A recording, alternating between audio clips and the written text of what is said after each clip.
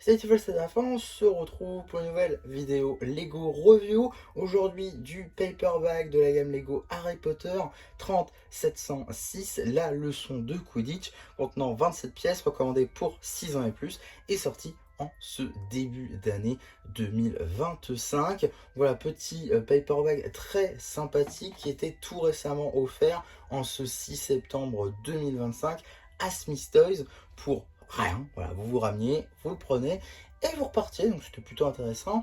Et sinon vous pouviez aussi l'avoir en store en effet, hein. Mais là fallait débourser un petit peu plus d'argent tout de suite. En tout cas un polybag, on va dire un paperback plutôt, qui était un peu plus facile à obtenir.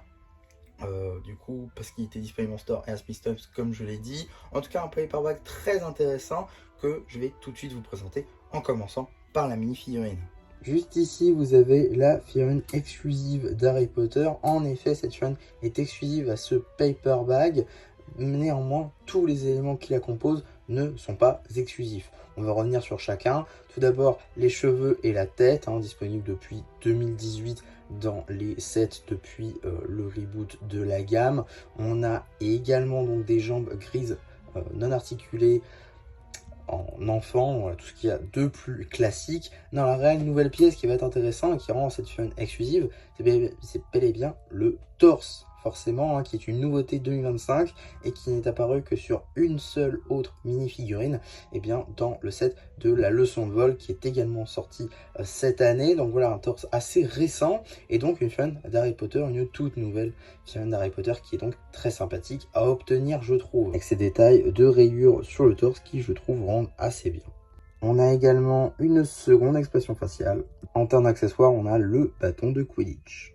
Et vous noterez bien que j'ai dit la mini-figurine, car en effet, on a une seconde mini-figurine, mais dans une construction sous la forme d'une statue, avec donc notamment cette pièce de jupe disponible dans le set Ninjago de 2020, traitant de la saison 13 avec la statue de Lily, évidemment, la mère de Cole. On a également donc ce torse qui intervient dans le set Rivendell, ou encore la ville au tournoi, donc le gros set de 250 €, sorti l'année dernière, toujours dans la gamme Ninjago, et également une tête sur le nouveau moule en gris clair, dépourvu de toute orthographie. En termes d'accessoires, on va avoir des épées de chevalier argentées, tout ce qu'il y a de plus classique, avec une construction en tan et en nougat qui colle évidemment avec le code couleur de Poudlard.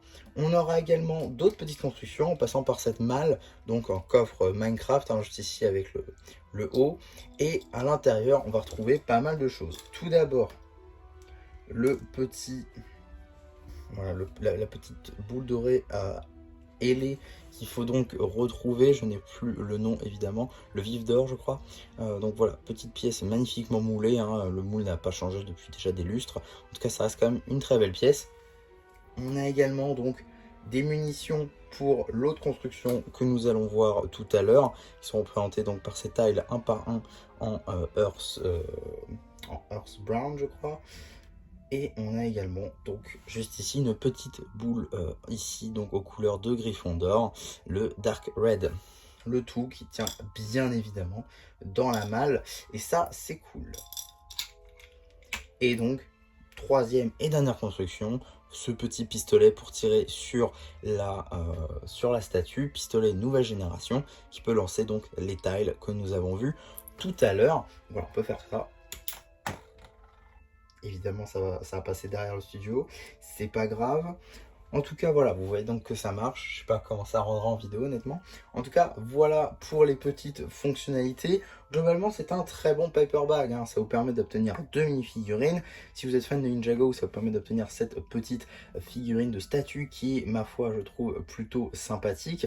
On retrouve également donc un petit coffre, une figurine d'Harry qui je crois n'a pas l'air très commune, en tout cas j'ai pas encore fait les recherches honnêtement sur la mini-figurine, j'avoue.